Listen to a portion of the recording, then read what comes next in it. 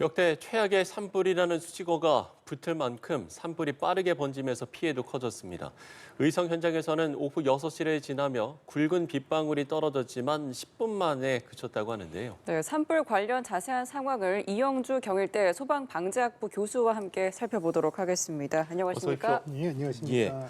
자, 그야말로 기다리고 기다리던 비 소식이었는데 지금 뭐 말씀을 드렸습니다만 10분간 내리다 그쳤다라고 해서 이게 충분하지 않은 양이었던 것 같습니다. 앞서 이제 저희도 의성 산불 관련 이제 브리핑을 들어봤습니다만 거기에서도 이제 주불이 진화되는 데는 도움이 안 됐지만 불꽃 비산을 확산하는 데는 도움이 됐다 이렇게 좀 이야기를 했거든요. 예, 맞습니다. 예. 많은 국민분들 뭐 산불 지나는 당국뿐만 아니라 많은 국민분들께서 오늘 이제 비가 내리기를 상당히 간절하게 바라셨을 텐데 저도 네네. 오는 차에서 계속 라디오를 듣고 있는데 이 비 온 상황이 속보로 알려질 정도로 그만큼 많은 기대를 했었는데요. 그렇습니다. 사실 비가 굵은 빗방울이 온다를 상당히 긍정적으로 봤습니다만 시간이 굉장히 짧게 내리면서 사실 그렇게 큰 비로 이어지지는 못한 아쉬움이 있습니다. 다만 이제 예보 당시에도 많은 비가 내릴 것으로 이렇게 보지는 않았었고요. 예, 예. 또 다만 이제 오는 비가 내리는 시간이 오히려 이제 점심때를 지나서 1시부터 한 3시 정도 이렇게로 예보가 됐습니다만 그 시간대엔 비가 오지 않고 오히려 이제 늦게라도 이제 조금 일부 온 상황입니다. 네. 앞서 브리핑에서 발표한 것처럼 사실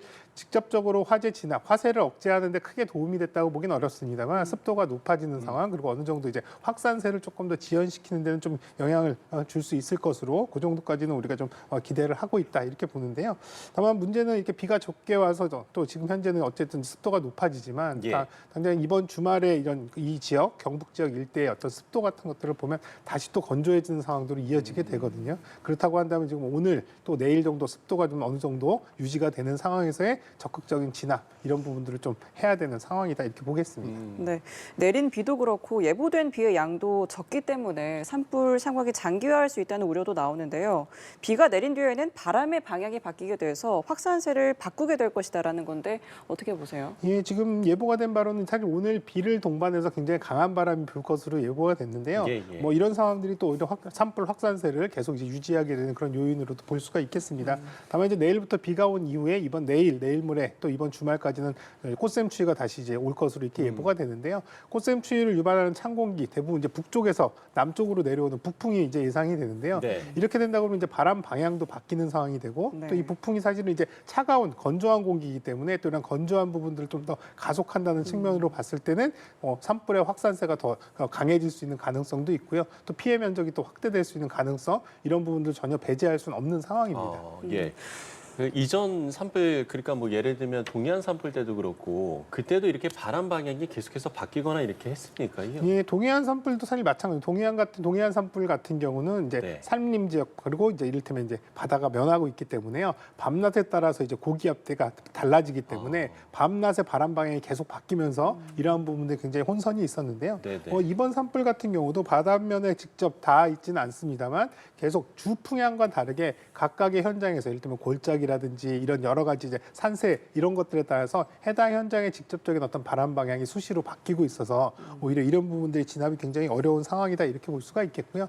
또 대부분 지금 이제 경북의 이제 의성지방이나 안동 같은 경우 대부분 산으로 둘러싸여 있는 이런 이제 분지 형태이기 때문에 오히려 이제 상승 기류의 이런 발달하는 부분들이 상당히 커서 이로 인해서 이제 비와 한마디로 불꽃튀가 멀리까지 날아가는 이런 현상들이 좀 더 많이 발생하고 있어서 산불의 확산에도 훨씬 더 많이 기여를 하고 있다 이렇게 보겠습니다. 예. 네, 앞으로 예보된 비가 5mm 안팎인데요.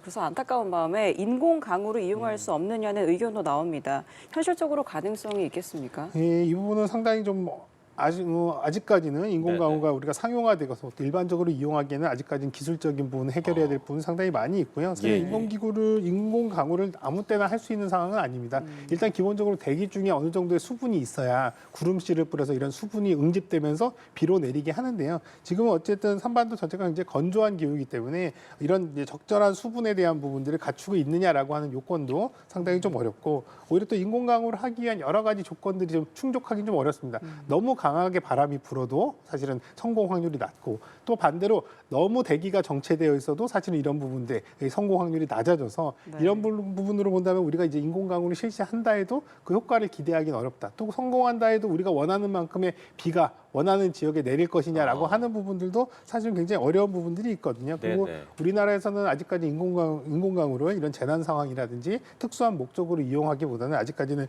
연구나 실험 단계 또 상용화를 위한 여러 가지 이런 과정으로서 지금 진행하고 있는 상황이라 인공강우는 현실적으로는 좀 어렵다 이렇게 보는 게 맞을 것 같습니다. 네. 예. 경북 의성의 산불의 확산 속도가 시간당 8.2km로 확산을 했다라는 이제 분석도 나왔었는데 이거를 이제 과거 사례들과 비교하면 어느 정도 수준인지를 좀 이야기를 해주시면 좋을 것 같아요. 사실은 이번에 피해 면적도 그렇고 역대 가장 많은 뭐 역대급이다 이렇게 표현하는 게 상당히 좀 죄송스럽기도 하고 안타깝기도 한데요. 예. 사실은 뭐 피해 면적뿐만 아니라 이 확산 속도 오늘 거의 한 8.2km, 시간당 8.2km까지 이렇게 확산을 해 나간다고. 그래서 어떤 방송에서는 사람이 뛰어가는 것보다도 훨씬 빠르게 확산을 한다 이런 표현도 했었는데요. 과거 사례를 보더라도 굉장히 빠른 속도, 확산 속도인 건 맞습니다. 과거에 2019년에 이를테면 고성 산불 이 당시에 약 시간당 5km 정도 확대가 되는 이런 상황이었거든요. 사실은 화재 확산이 한 7.7km를 90분 만에 이렇게 이제 확산이 이루어져서 한 5km 정도 확산이 된 게 이전까지는 가장 빠른 확산이었는데요. 이거보다 훨씬 많은 한 8km 넘게 확산이 됐다는 상황에서는 상당히 이례적인 어떤 확산 속도다 이렇게 볼 수는 있습니다. 다만 이제 주불의 주선 한마디로 이제 화선이 전체적으로 확산이 돼서 이동되는 상황으로 속도를 볼 거냐 아니면 이제 비화에 의해서 점점 점핑을 하면서 점점 멀리까지 날아가는 상황. 그래서 아마도 이번 화재 같은 경우는 이 화선 자체가 전체적으로 다 이동하는 형태보다는 오히려 비화가 굉장히 막 강하게 발생하면서 점핑을 해서 뚝뚝 뛰어서 나가면서 주불의 주선에서도 타고 사실 비화된 부분에서도 타 들어가는 이런 형태로서의 확산이라서 더 빠르게 이루어지지 않았나 이런 예상도 해봅니다. 그러면 결국에 그거의 원인은 바람, 강풍 맞습니다. 때문이라고 보면 되겠습니다. 예, 맞습니다. 강풍도 그렇고 앞서 말씀드린 대로 강풍에 의해서 화세가 강해지고 네. 또 지형적인 영향과 화세 이런 부분들이 동반해서 강한 상승기류 또 그러면 불티가 이제 강한 상승기류를 타고 높이 올라가면 또 강한 바람을 타고 더 멀리 날아가는 이런 상황들이 계속 반복되고 있다 이렇게 보시면 되겠습니다. 네, 산림청이 의성 산불이 영덕까지 확산할 것을 미처 예측하지 못했다고 밝혔습니다. 지금 지형, 기상 조건을 반영해서 산불 예측 프로그램을 가동한 거잖아요. 그럼에도 불구하고 예측에 실패한 이유는 어디에 있다고 보십니까? 사실 이 예측 프로그램은 다양한 변수들이 적용이 되는데요. 네네. 지형적인 영향, 또 수종이라든지 또 바람의 영향 여러 가지 데이터들도 있고요. 또 기존의 산불의 확산세라든지 여러 가지 데이터들을 같이 반영해서 예측을 하게끔 됩니다. 다만 이제 해당 지역에서 이런 확산세들이나 이런 것들이 사실은 기존에 충분한 축적된 데이터들이 없다면 이런 부분들의 정확도는 떨어질 수밖에 없는데요. 이 예측 시스템들이 지금도 계속 개선을 하고 있고 고도화되고 있는 과정에서 사실은 처음부터 가동하면서 완벽하게 이런 부분들을 다 예측하기는 상당히 좀 한계는 있었을 것으로 보입니다. 또 한편으로 앞서 말씀드렸듯이 이렇게 비화 현상이 일어나면서 여기저기 막 이렇게 불특정하게 화재가 확산되는 상황들까지도 사실은 이런 예측을 하기에는 아직까지는 좀 어려움이 있어서 아마도 이런 특수성 때문에 조금 예측이 정확하지 않게 또 그리고 예측하지 못한 방향으로 산불이 확산된 것이 아닌가 이렇게 생각이 됩니다. 예. 산불 영향 구역이 지금 3만 3천 헥타르를 넘었고 결국 문제는 아직도 이제 불길을 완전히 잡지 못했다는 건데 그렇게 되면 이제 더 큰 피해가 좀 우려되는 상황이거든요. 네, 아직 뭐 화재 진압하는 당국 산림청에서도 이렇게 더 확산될 가능성 충분히 염두에 두고 진화를 하겠다 이렇게 얘기를 했었는데요. 지금 이번 주말에 상당히 좀 우려가 되는 부분들이 있습니다. 이미 이제 동쪽으로 계속 그동안에 이동을 해서 이제 거의 해안가에 거의 다다른 영덕 지역까지 도달을 했는데요. 앞서 말씀드린 대로 이제 주말 중에 북풍이 찬바람이 불면서 북풍이 불면 오히려 영덕의 이제 이 남지역으로 남쪽 지역으로 뭐 좀 포항이라든지 경주, 부산 쪽으로의 확산 가능성도 있고 또 이렇게 이제 꽃샘 추위가 또 끝나고 나면 다시 이제 원래 바람의 방향대로 이동을 한다면 오히려 동해안을 타고 또 이제 또 위쪽으로 또 이제 삼척이나 울진 쪽으로도 또 진행할 수 있는 가능성도 있거든요. 예. 또 그리고 동해안이라고 한다면 앞서 말씀드린 우리가 이전에 겪었던 대형 화재들은 대부분 동해안을 따라서 화재들이 확산이 됐고 여기 같은 경우는 밤낮에 바람이 바뀌고 또 양간지풍이라고 하는 더운 건조한 바람들이 강하게 부는 이런 여러 가지 상황들이기 때문에 오히려 또 확산세가 더 커질 수 있는 가능성도 있거든요. 이러다 보면 사실은 이러한 동해안의 화재 쪽으로 더 이런 확산이 되기 시작하면 예. 피해 범위는 당연히 넓어질 수밖에 없는데 그래서 가능하면 이번 주말에 더 이상 이제 동쪽이나 상하 쪽으로 확산이 되지 않게끔 하는 부분들이 어떻게 보면 관건일 것 같습니다. 네, 인명 피해도 속출하고 있는데요. 지금 영덕군에서는 실종됐던 산불 감시원이 숨진 채 발견됐고 영양군에서는 주지 스님이 사찰을 지키다가 숨지는 안타까운 일도 발생했습니다.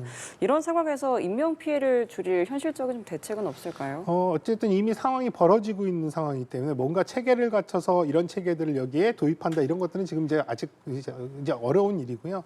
일단 어쨌든 간에 이런 피해를 최소화하려면 우선 선제적인 대피 이런 부분들이 가장 효과적일 것으로 보입니다. 그래서 확산이 이미 화재가 산불이 도달한 지역이 아니더라도 선제적인 대피 이런 것들이 필요하고 또 이미 피해를 입은 지역에서 보면 대부분 고령자 중심의 피해 사망자들이 많이 발생했기 때문에 네. 인근 지역의 고령자들을 파악하거나 또 이런 분들을 우선적으로 좀 더 안전한 곳으로 옮겨놓는 이런 것들은 좀 빨리 이루어져서 이런 피해를 좀 최소화하는 방법들이 당장에 할 수 있는 방법들이라고 생각이 되고요.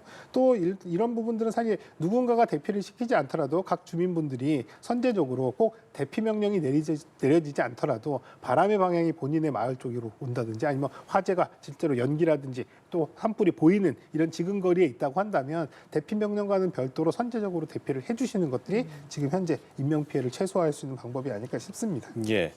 특히나 이 산불 같은 경우에는 또 불이 꺼진 후 다시 이제 불씨가 되살아날 수 있기 때문에 잔불 정리도 상당히 중요할 것 같거든요. 네. 어저께도 이제 교수님께서 이야기해 주시기로 진화율이 98%까지 올라갔는데 밤사이에 이제 진화율이 떨어졌다 이런 말씀도 해주셨잖아요. 이런 잔불 정리를 정확하게, 그러니까 완벽하게 하기 위해서는 어떻게 좀 조치를 해야 될까요? 사실 뭐 야간에 잔불 정리라고 하면 상당히 좀 어려움이 있거든요. 네네. 사실 주불은 주불대로 타들어가는 상황에서 이미 주불이 지나간 자리를 잔불 작업을 한다면 오히려 지금 여기 낙엽층이 굉장히 두껍게 돼 있기 때문에 예. 겉으로 보이는 이런 이제 불씨보다도 오히려 안쪽에 깊숙하게 남아 있는 아. 불씨들이 있을 것 같거든요. 그래서 이런 불씨 작업들, 잔불 작업들을 좀 더 세심하게 해야 되는 부분들 또 이런 부분들이 세심하기 어렵다면 한 번이 아니라 여러 번에 걸쳐서 이런 부분들을 확인하는 과정도 이런 것들이 필요해 보이고요. 네. 만약에 이제 주불을 진압하는 과정에서의 잔불 정리 혹은 또 이런 부분의 재확산 방지를 위한다면 사실은 이제 이 공중 진압에 한 헬기 진압이 이제 이루어진 이후에 사실은 이 지역의 잔불 정리가 되는 시점이 사실 이 사이의 시간이 가능하면 짧아야 되거든요. 왜냐하면 이 잔불 정리하는 시간이 늦게 따라오게 되면 늦게 진화대원들이 오게 되면 그 사이에 재발화가 되는 이런 위험성들도 있기 때문에 이러한 부분들의 간극을 사실은 최소화시키는 게 가장 좋은데 네. 다만 이제 산악 지형이고 굉장히 험준한 부분이고 또 화산이 굉장히 길다 보니까 이렇게 이제 잔불 진압 정리도 사실은 이런 것들의 속도를 맞춰서 진행하기에는 상당히 쉽지 않네요. 어려운 부분들이 네. 있습니다. 그래서 어찌됐든 간에 이러한 부분들을 좀 착안해서 조금 더 밀도 있게 잔불 정리들이 좀 진행돼야 될 필요성 있어 보입니다. 네, 이 소나무와 같은 침엽수도 대형 산불의 원인이 되고 있습니다. 화렵수보다 불에 더 잘 타고 더 오래 타기 때문에 화재 진압을 더 어렵게 만들고 있는데 그렇기 때문에 그동안의 산림 정책 방향도 바뀌어야 한다는 목소리도 나오고 있어요. 어떻게 보세요? 맞습니다. 매번 대형 산불이 발생했을 때 이런 이제 침엽수가 다른 나라보다는 훨씬 더 비율이 높은 우리나라의 산림 환경 이런 부분도 항상 지적이 돼 왔습니다. 다만 이제 이런 산불의 환경들도 수종에 관련된 부분들을 인위적으로 이렇게 개선하거나 바꾸는 데는 사실 어떻게 보면 노력들은 하고 있습니다만 상당한 좀 한계가 있죠. 왜냐하면 환경적인 요인이나 또 여러 가지 또 이런 것들을 또 강하게 했을 때 이런 지역 주민들의 또 반발이라든지 여러 가지 이런 어려움들이 있는데요. 그래서 사실은 대부분 이렇게 이제 화재가 발생한 이후에 이런 다시 새롭게 조림하는 과정에서의 이런 부분들의 반영들은 어느 정도 하고 있었습니다만 이번처럼 사실 대형화되는 환불들이 점점 더 많아진다고 한다면 산림 정책도 조금 더 이런 조림 사업, 이를테면 이 수종들에 대한 변화라든지 또 이를테면 나무들을 심을 때 나무와 나무 사이에 특정 부분에 방화대를 형성해서 화재가 건너뛰지 못하게끔 하는 이런 부분들의 공간들을 만들어 주는 것도 이런 것들도 사실 적극적으로 좀 우리가 고려를 해야 되는 시점이다 이렇게 생각이 듭니다. 예.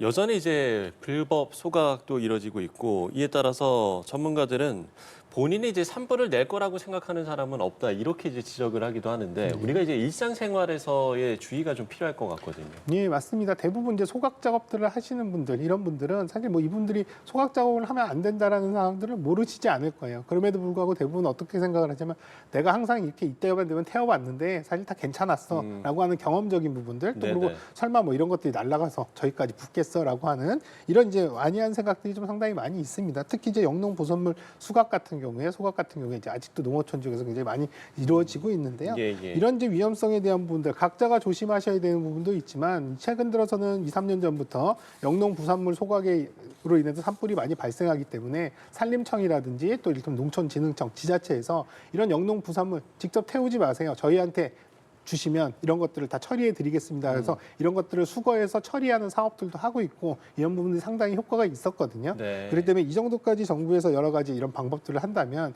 이 정도는 저희 이제 태우지 마시고 이런 서비스들을 이용하셔서 산불 예방도 하시고 또 이런 소각으로 인해서 환경적인 미세먼지가 또 나오기 때문에 환경적인 영향도 크거든요. 이런 부분들도 또 저감할 수 있는 방법이기 때문에 적극적인 이런 사업의 홍보 또 이런 것들을 또 참여하시는 것들도 필요해 보입니다. 예. 네, 한편 경북 지방에서 산불이 번지면서 연기 또 연무로 뿌연 모습이고 또 공기질이 굉장히 나빠서 실효 활동이 어렵다라고 합니다.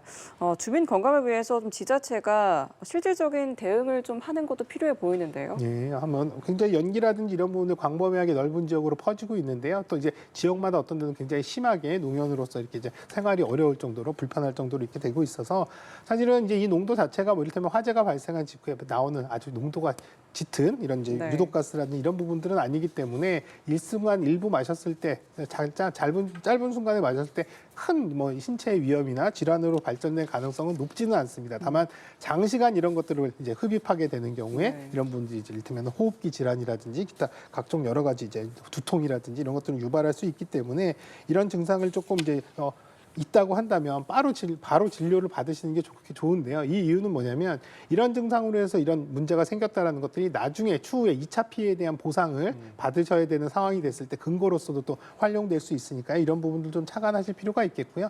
어쨌든 간에 이런 이제 연기라든지 이런 것들을 오랫동안 장기간 노출되시면 안 되기 때문에 가급적이면 이런 연기가 차 있는 동안에는 창문 잘 닫으시고요. 실내에서는 공기청정기 이런 것들 잘 활용하시는 것들 이런 것들도 좀 드리고 그다음에 또 하나는 실외 활동 같은 경우도 가급적이면 꼭 필요한 경우가 아니라면 실외 활동도 자제하시는 것이 좋겠습니다. 예. 자, 산불 관련 자세한 상황들 이영주 경일대 소방방재학부 교수와 함께 이야기 나눠봤습니다. 오늘 말씀 고맙습니다. 고맙습니다.